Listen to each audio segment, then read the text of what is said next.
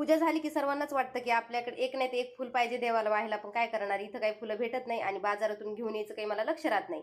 आज ठरवलं होतं की मी ह्या अक्षदा माळा बनवणार आहे, पण त्या अगोदर बनवायची होती मला अनारसे. आता हे माझं अनारशाचं पीठ जे राहिलं होतं ना, त्याचं म्हटलं चला अनारसे बनवून घेऊ. पहिलाच अनारसा बनवला आणि त्याचा झाला पचका. म्हटलं झालं आता काही खरं नाही, माझे अनारसे काही जमणार नाही.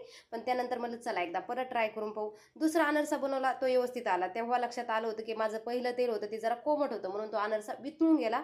त्यानंतर बाकीचे अनारसे सगळे माझे छान झाले होते. आता मला बनवायची होती अक्षदा माळा.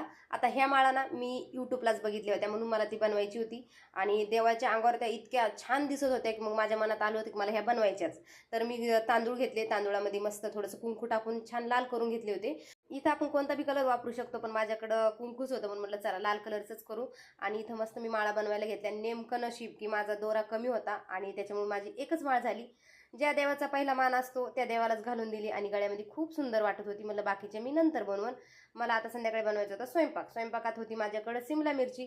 सिमला मिरची अशी तर खायला आमच्याकडे पहिले कधी आवडत नव्हती, पण जेव्हापासून मी अशा पद्धतीनं बनवते ना तर सर्वांनाच आवडते.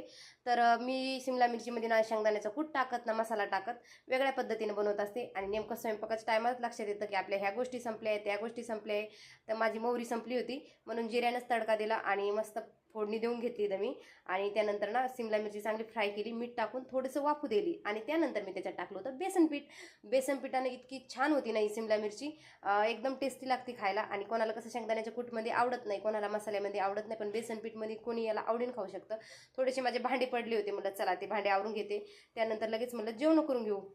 जेवण झालं आणि सहजच कॅलेंडर बघितलं की लक्षात आलं की उद्या 12ला अमावस्या लागणार आहे आणि मला 12च्या आत धोंडे बनवायचे होते. म्हणून म्हटलं यांना चला तुमच्याकडे वेळ आहे तर पटकन जाऊ आणि आंबे घेऊन या. आंबे तुम्ही कुठं बी जा आणि कुठं बी घ्या, 100 रुपयामध्ये 1 किलो भरपूर आंबे येऊन जातात. 2 किलो आंबे घेतले होते मी आणि माझ्या पिल्ल्याच्या हट्टामुळे 1 नारळ पाणी घेतलं होतं. त्यानंतर म्हटलं चला हे आंबे लपून ठेवले तर बरं आहे, नाही तर उद्या रस्ता नाही होणार, पण हे सगळे पार होतील. चला तर बाय, श्री स्वामी समर्थ.